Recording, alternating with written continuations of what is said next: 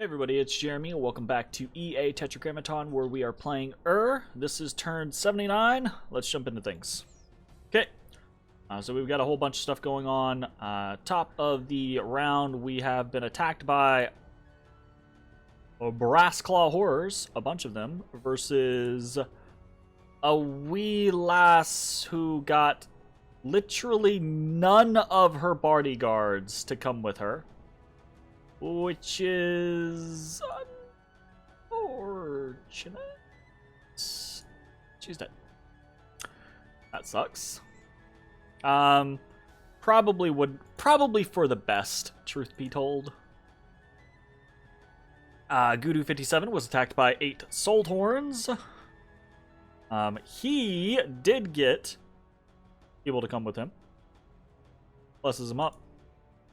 They whack some soul horns down. Whack some more soul horns down. Like a regen fight. Nice. Good shit. We win that one. Our global enchantment was dispelled. As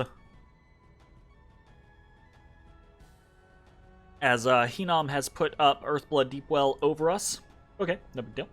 Nazar the second casts Gift of Reason. And then we can kind of see what has happened here. Nazar the Second has been soul slayed and will never come back to this world. Okay, let's watch what happens. It's another fucking. Oh god.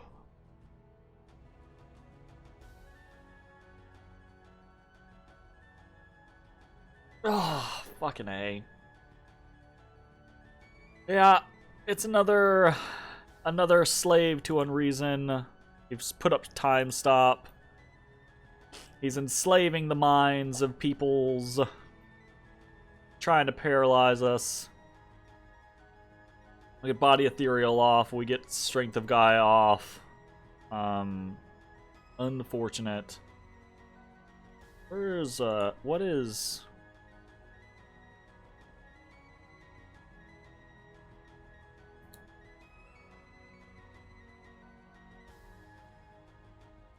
A moment up.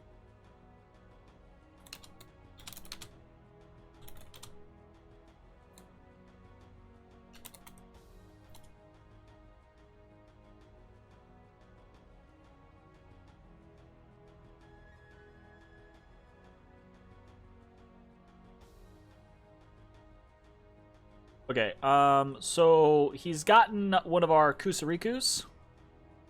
Now he's got another of our Kusarikus. Now he's got one of our Chosen. So we come in and we start just obliterating our own peeps, is what it is. Amusingly enough, this fucking deer lasts for quite some time. We are apparently incapable of hitting it. Why is our attack skill so low? The darkness and slowed and feeble-minded. Gotcha. Doifa, doifa. That's unfortunate. Okay. But the deer does go down, and then we get into it with the slave to unreason, who has pretty much not been touched. And we go through the motions, right, where we are out healing what it does to us, or what we do to ourselves, really, but then we get paralyzed. And as we are paralyzed, we're in that state where, again, we would probably win, as our Scutata Volturnus is slowly but surely chipping away at the slave to unreason. Except he starts mixing in soul slays with his stellar cascades, and boom, one of them actually procs. Oifa doifa. Fucking A. Okay. So that's really frustrating. We just lost. We lost Earthblood Deepwell, but that's whatever. I assumed we would probably end up losing Earthblood Deepwell. Not a big deal. It was just that was just a chance, right? Just a spicy little option for us to try. We did lose Mother Oak, which is not too big of a deal. It hurts, but it's not a crazy big deal. and we lost Gift of Health. That's the big thing, right? Now, to my understanding, normally we cannot call our god back because our god is immortal. Being soul slayed removes immortality. So our god will not automatically revive because he is no longer immortal, because his soul has been slayed. However, he is still a god, so now we should be able to call him back. Which is okay, I guess, right? So we can just call him back. Should be able to do it in a single turn, and then we'll have a god to do with what we wish. We're gonna have to be careful, I guess. We've got some options on what it is we exactly do. Obviously, we're gonna want to put Gift of Health up again, but do we try to overcast it, or do we just try to base cast it, or something along those lines? That is a question. Do we try to cast it with our god? Do we want to try to cast it with someone new, right? Like, do we try to get a Nature 4 shaman to turn around and try to cast it for us, right? Obviously with boosters. And then just have them never cast anything again. Go hide somewhere and research, right? That's an option. So we've got a couple of different options on what we do there, and I think I'm undecided on how we play that out yet. So we'll see. We'll get there. Obviously, we're not going to do anything this turn, but we'll see. We do summon some more Kusarikus. Very nice. Leper Love casts Lichcraft and immediately gets attacked by a Mind Slime Horror. So let's see what this is. This is actually a new one, I think. We haven't seen this before. A Mind Slime Horror is invisible, has damage reversal, has Mind Slime, has Fear, has Ethereal, and has a whole bunch of weakness tentacles. Squares we don't need anymore. But Leper Love basically starts, just Horde of Skeleton-ing the shit out of this thing. And even though it is invisible and ethereal, it doesn't have high other defenses. So it's just a matter of time before this thing does go down, does actually get chipped down. So it took a hit there. Actually, I say before it gets chipped down. Really, I think it's a matter of time before Leper Love just drains life, because that's the damage that it just took, was a drain life.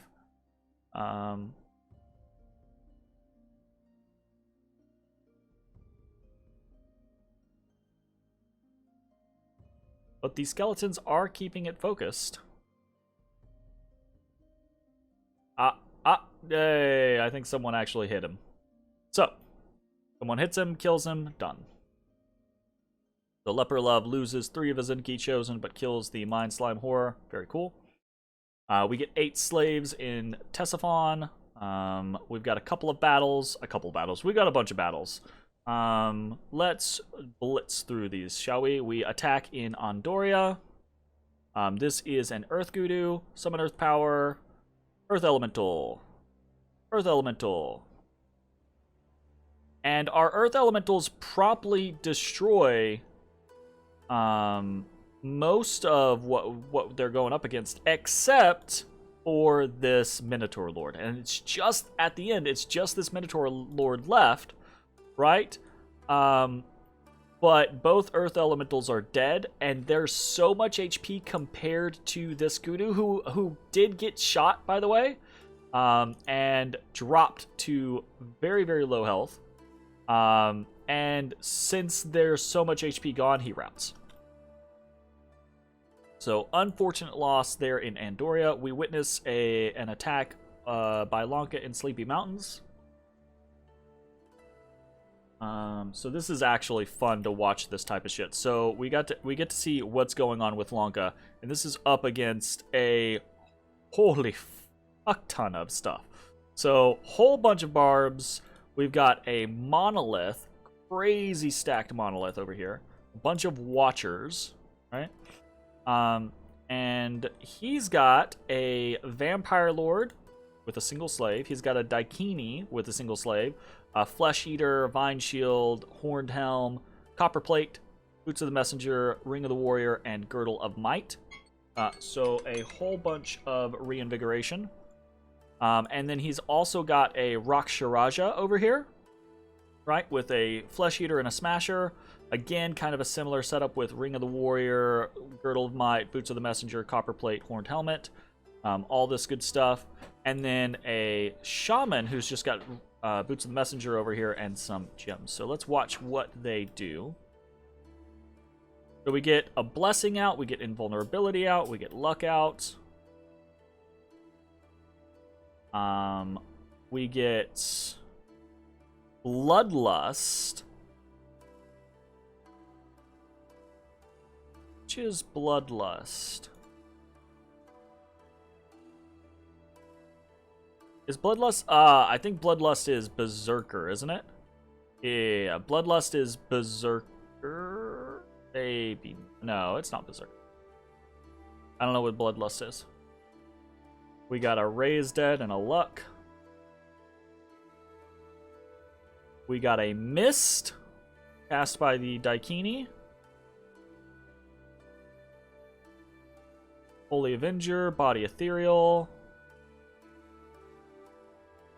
Soul vortex. Get some horde of skeletons going. And there's a massive barbarian army here right now. This guy's doing astral shield.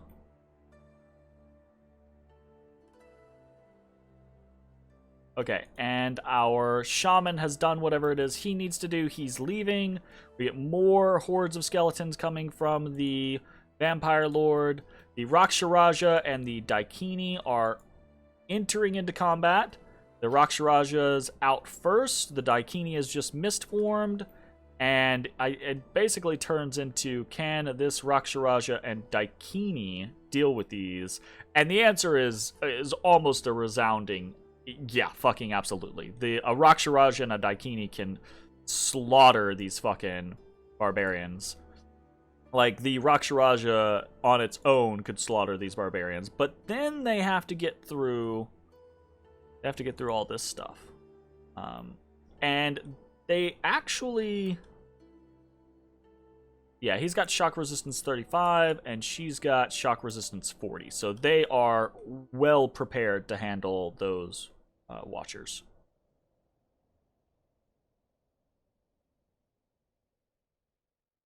A raise dead. Cool. Raksharajas and daikinis are amazing. So immediately, all of these fucking this mass of lightning comes out from them, but it's not gonna do anything to this Raksharaja. Not gonna touch him. There is, however, a massive earth elemental over here, fucking hammering through those guys. So the daikini just... Oh, no, here she is. So, an Earth Elemental could potentially do some damage to the Raksharaja, and he doesn't have... Oh, he does have regeneration. Oh, he has regeneration off his bless. Yeah, I don't think there's anything that can be done. Yeah, definitely not. Daikini is moving up. This Raksharaja is just kind of cutting through these guys now. It's going to take them a long time to actually slice through all these watchers, though, I will say that.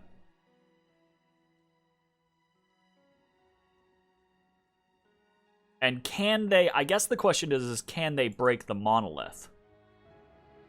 I think... Yeah, they can.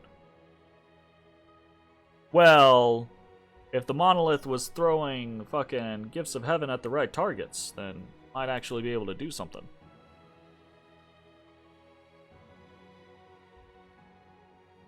Oh, goodness. Yeah, that Raksharaja just hit for a shit ton. Yeah, this monolith is fucking dead. Easy peasy.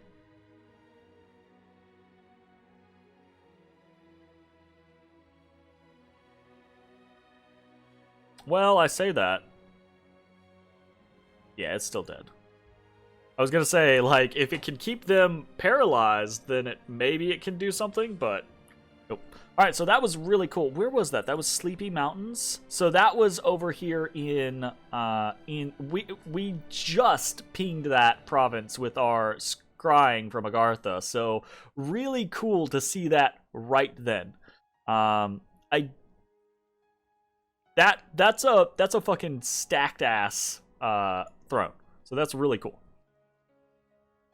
Alright, then we are attacked in Carrion by the freaking fire drakes, but he went into Carrion, which is where we're patrolling with a decently sized stack of, units. So, I think they kill a fair. Well, no, they don't really kill much. They killed some PD, and then we slaughtered them. Nice. So the fire drakes are no more. In Defaros, we attack. We have Ishib 34, and he's going to do some water elemental summoning. So he gets a water elemental out, second water elemental, and then he's going to try to defend himself. Or not, because he's super over. How is he going to be overly fatigued when he used 3 gems on the elementals? I guess never mind, I take back, because each elemental is 100, so that's fair. Liquid bodies now. Okay, we're pretty safe. Easy peasy. So victory in Defaros. We have taken Whispering Waste without issue. We have a battle in Delufe, where this is our other Earth Elemental scenario. So we get a Earth Elemental, second Earth Elemental.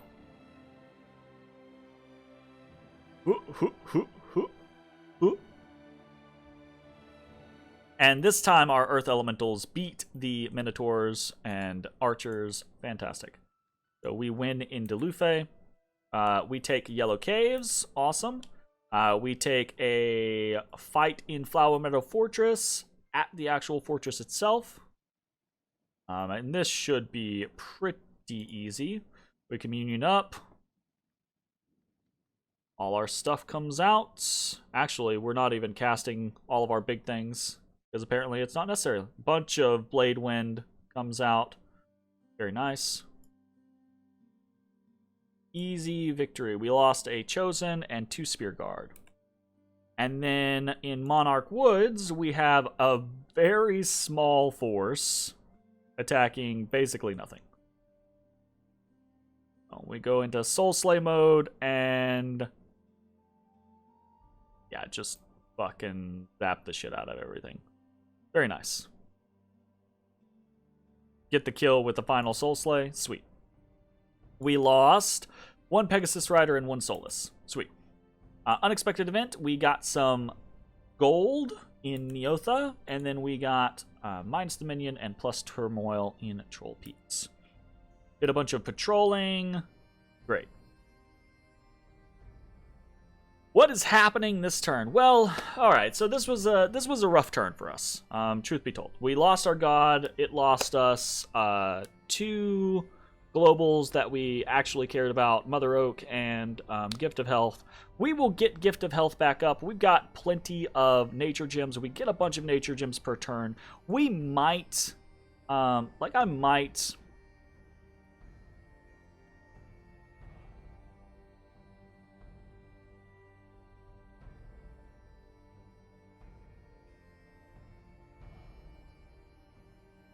We need 5 Mother Oak. Mother Oak's actually more expensive than... I might not put Mother Oak back up. We're already getting 30 gems per turn, so it might not be necessary to put up Mother Oak at this point. But I could throw it up with the Great Spider. What's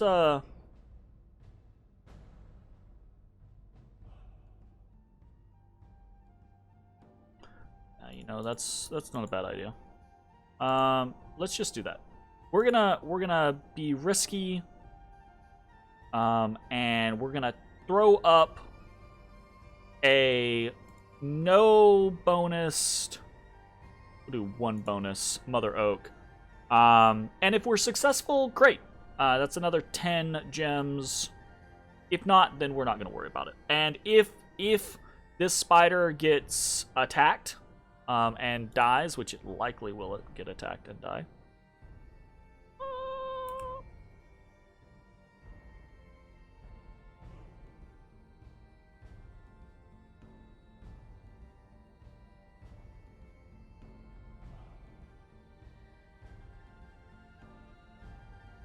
Whatever.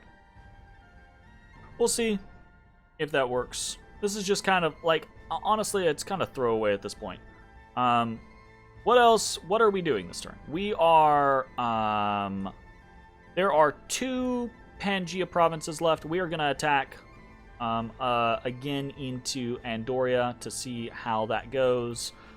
We are researching, we're consolidating units into Pan and Carrion. We're pulling forces out of Flower Meadow because there's definitely something there that's creating diseases. We're building a temple there before we go just to help spread our dominion. We do still plan on trying to acquire or getting Gift of Health back up and then using that as a very big defensive boon for us. So we're still going to want to push our dominion. We have not a whole lot going. We're still making a shit ton of money, so we're still recruiting a bunch everywhere. More actually more elders in Pan. More. Is that right? Yeah. Because we're gonna send one to World Pillar and we're gonna send one to Yellow Caves. Is the idea. We're recruiting more Gudus in Carrion, Spear Guard all over the place. Gudus, Spear Guard, more Gudus, more Spear Guard, more Gudus, more Spear Guard. In we're recruiting what we normally do, right? Still recruiting more Crystal Sorceresses and Pegasus Riders in Tessaphon. Recruiting now that we have Perenna, right? We're recruiting more Gudus and Spear Guards there because we're going to put together a force probably to try to take Jabal Kish. And that's really it as far as like actual movements go. We're attacking Thornwoods to get the villains done, and then bringing units back towards Perenna. So NC7 and his Sork team are heading back towards Perenna, while Bone 1 heads into Thornwoods. And I think the Solus will probably be able to take on the villains, but they might not. They might actually die, so we'll see. We'll see. Like, I'm not super worried about it. I might send a thug over there if they end up losing. Not a big deal.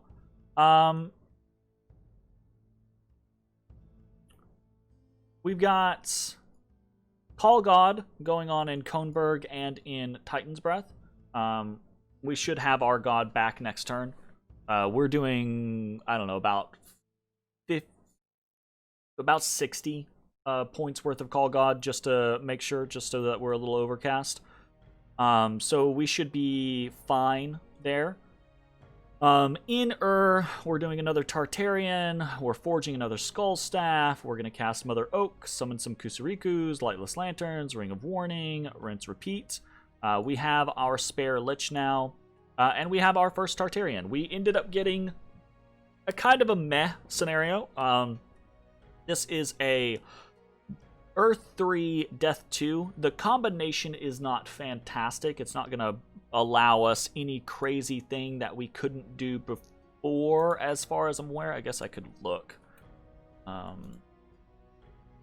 don't think there's any like crazy Earth Death cross path that I'm like, oh yeah, this is really good. Hidden in Sand and Hidden Underneath, I suppose, are potentials, but I'm not like, there's nothing there that I'm just like, oh my goodness, now we have access to this. Woo!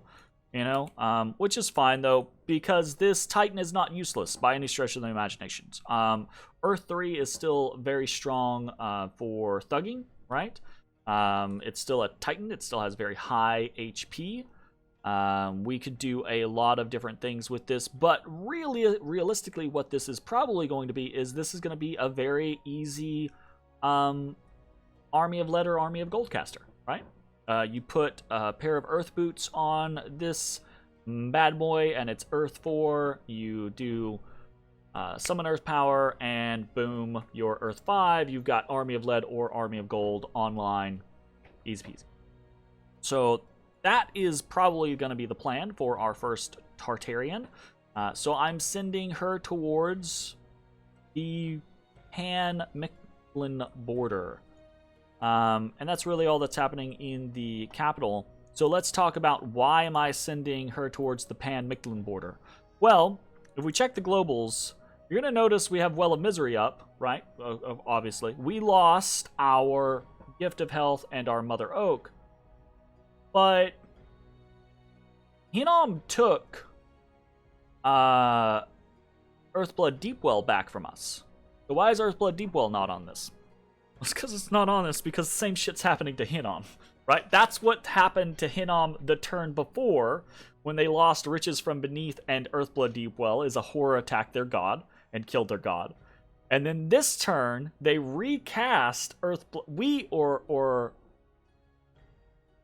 last turn... No, turn before that is when that happened. And then last turn, we cast Earthblood Deepwell. And then this turn, our god got attacked and killed. But whoever they cast Earthblood Deepwell with also got attacked and killed this turn. So they put it back up and immediately lost it again. So Hinnom and I are basically like, we're fucking done with this shit. So we're gonna attack Mictlan.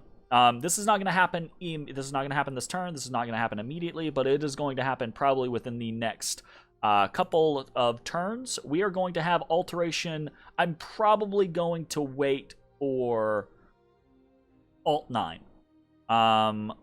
And we're gonna make preparations in the meantime. But we are going to attack Mictlan, and we're probably going to drive for either White Forest or, realistically, I might just drive for his capital. And I say we're gonna wait for several turns, but we might actually... Mictlan's been kind of like slow to move in his turns here lately. I think he might have missed one or two. And we might like jump in and try to kill Belphegor, pop this Oslotl group, etc. So we might move earlier than that, kind of getting into position over here in Carrion. But yeah, so basically we have Hinnom and I have talked. We're tired of fucking astral corruption. We're gonna kill Mictlan or die trying, right? We're gonna kill Mictlan or die trying. I'm gonna talk to Lanka and let them know and be like, look, basically Hinnom and I have established that we want Mictlan out. We're tired of dealing with that shit. We're gonna kill him. You can join us in killing him and get some extra land, right? But afterwards, right, we're gonna be like, okay, then it's just gonna be me, Hinnom, and Lanka. I'm not counting Relay because Relay hasn't been doing anything, honestly. And this is not me trying to like say that they're irrelevant or anything like that. I just don't know that they're really playing the game much more. So at that point, it's gonna come down to Hinnom, Lanka, and I say we just have a knockdown, drag out slugfest, and whoever wins wins. Great. We just get rid of fucking Mictlan because we're tired of his astral corruption shit. Basically. Oh, goodness gracious. So that's the plan. That's really what's going on. We'll see how the next couple turns go as we prepare. We should have our god back shortly. And then we will do what we gotta do to fucking try to off the damn Aztecs. I've been talking this up for so many turns. I'm sure people are tired of it, but I hate Astral Corruption so much. It's not... It other spells are more game-breaking spells by far. Like Arcane Nexus, right? Arcane Nexus is a terrifying spell, and it will win you the game. I don't care. I would rather see Arcane Nexus every game than see Astral Blood in any game. Or Astral Corruption in any game. Even when I am playing a I don't like putting it up myself. Because it literally cuts out the entire rest of the game. Right? Entire rest of the game. And I hate it. So Hinam and I have reached the boiling point. We're gonna attack Mictlan, and hopefully Lanka will join in. And I'm hopeful that you know, 3 late game powers versus 1 late game power, who is not the largest in existence or anything like that. Probably should be a decent victory for us. We'll see. Anyways, that's going to be it for the turn. Thanks for watching. I will see you all next time. Goodbye, everybody.